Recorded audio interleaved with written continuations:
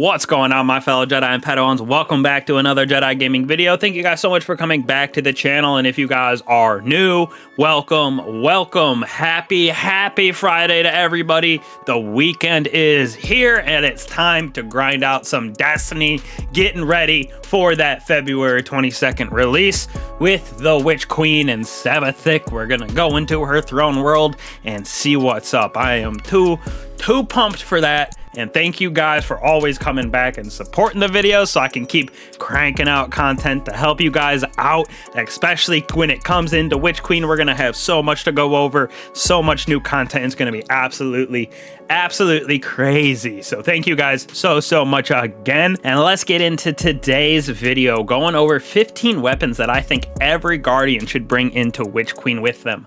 All of these weapons have to do with our champion mods that we're going to have on our artifact next season, as well as 3 heavies that I think everyone should just have in general on them, especially with the addition of Gallahorn this season. So our champion mods for next season, we have Anti-Barrier is going to be Scout and Bow.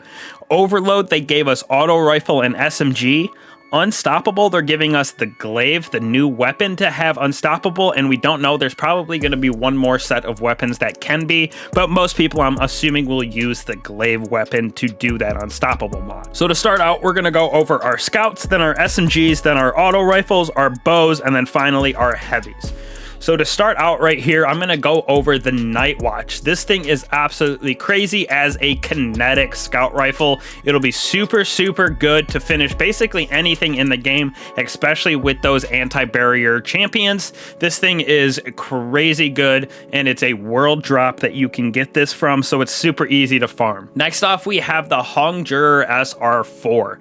This one right here is a little bit harder because it's on the Nightfall rotation, so you have to wait until it comes back around to actually farm that Nightfall to get a drop of it, but this thing is absolutely crazy. As you can see, I got 2k on this version that I have right here, and it is amazing for pretty much anything that you need a scout rifle for. Use it for oracles, and then next season we're going to have that barrier, so I think this one is going to be super viable. And last but not least, I'm going to go with the Vision of Confluence right here. This is a solar scout rifle that comes from the Vault of Glass. That first encounter, I just think that this is a super good scout rifle to have on you, and it has a solar burn on it as well.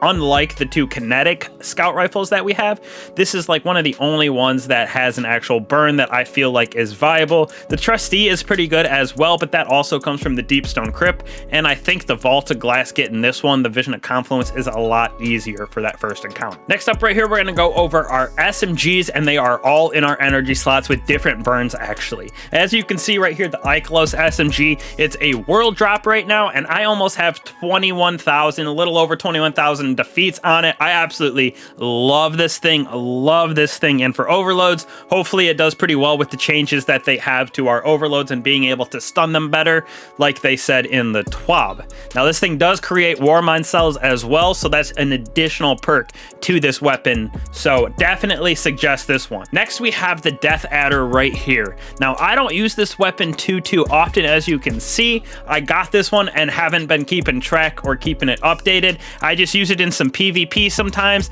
and then also in PvE having that solar burn.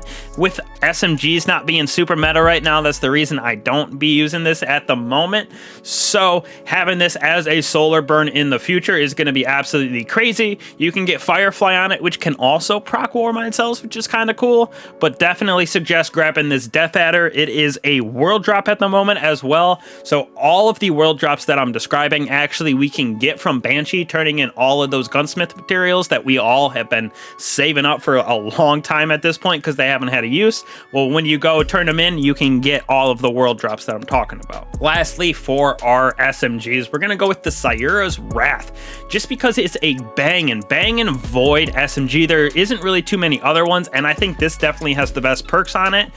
So It's pretty easy to obtain with the changes to trials as well, having the non-flawless pool, being able to load in solo, and you don't need to actually win full events or like the full match. You can just win rounds and you get increased reputation with Saint, and then you can get those engrams and collect the Sayuras. So definitely not too bad to farm this one, and there are some crazy rolls with it. Next, we're going to be going over our auto rifles, another overload mod that we will be having. So right here, the Chroma Rush auto rifle in our kinetic slot. I know you guys, if you watch my videos, I use this thing all the time for Master Lost sectors and a lot of endgame content because it is anti-barrier right now. So I absolutely love this thing as an auto rifle. I know the kinetic slot doesn't have a burn, but you definitely need a few kinetic weapons to go into Witch Queen for anti-barriers. So the Chroma Rush can be obtained via the Umbral Engram system at the helm.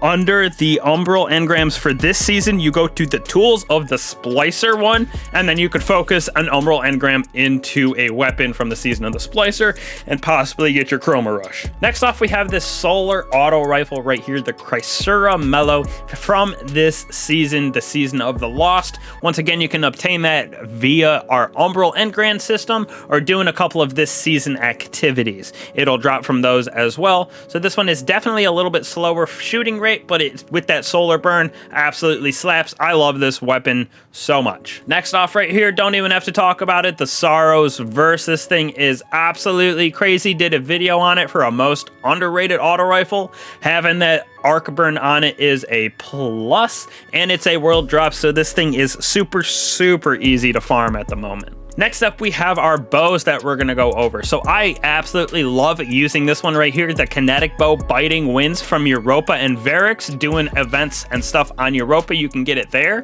This thing is absolutely crazy for a primary bow, and you don't have to go into a raid to get like Accurized Redemption, which is also a crazy kinetic bow. But this one is definitely way more farmable and super easy to get Explosive Head on it, which is a great PvE perk in my personal opinion. So next we have the Imperial Needle Bow. It's a void bow that we got from the Season of the Chosen. So once again, we're gonna have to be using Umbrals to get this, and the Battlegrounds with Season of the Chosen, you just focus those tools of the Chosen and you can get the Imperial Needle from it.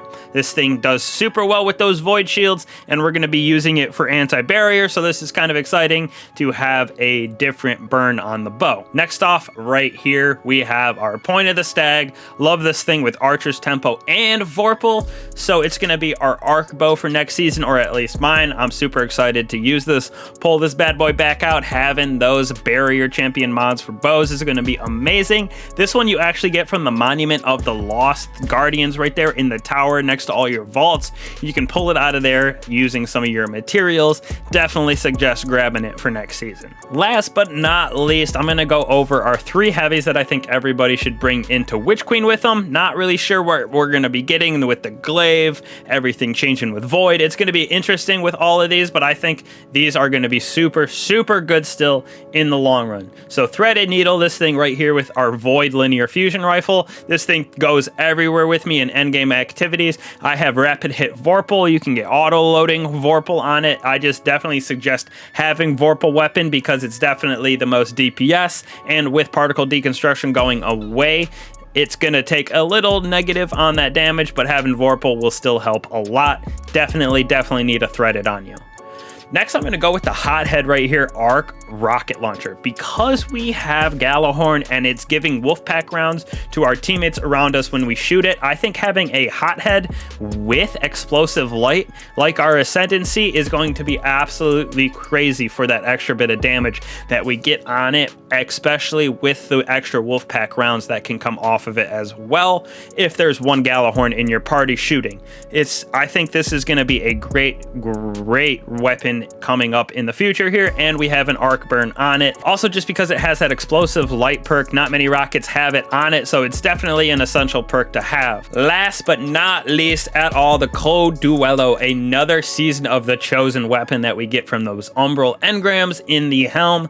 Exactly right here, you want a lasting impression impact casing rounds Ooh, with auto loading holster, this thing is absolutely crazy. That extra damage that we get from lasting impression, and like I said, with the hothead having those Wolfpack rounds, that proc from somebody having Galahorn is going to be absolutely crazy for DPS, especially if we do happen to get what people are suggesting and kind of theorizing, that we get some rocket launcher mods in our artifact that are going to make them crazy OP.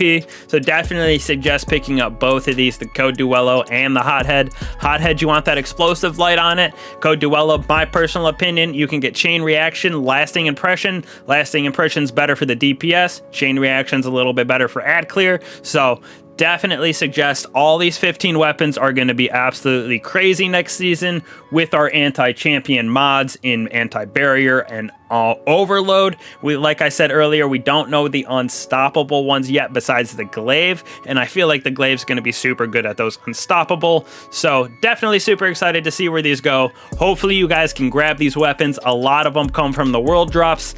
Some of them come from the Umbral engram systems. So definitely all of them are super viable to farm. Probably the hardest one for solo players to get is probably the Vision of Confluence right here, because you do got to go into a raid and do that first encounter in the Vault of Glass with the confluxes, but everything else is pretty super easy to grab for sure as a solo player. So hopefully this helps you guys out. You can get some god rolls for these weapons and go into Witch Queen a little ahead of the curve, ready to go with our barrier champions, overload champions, everything like that, having some top tier loot for it. So thank you guys so much for watching. I'll catch you in the next one. Peace.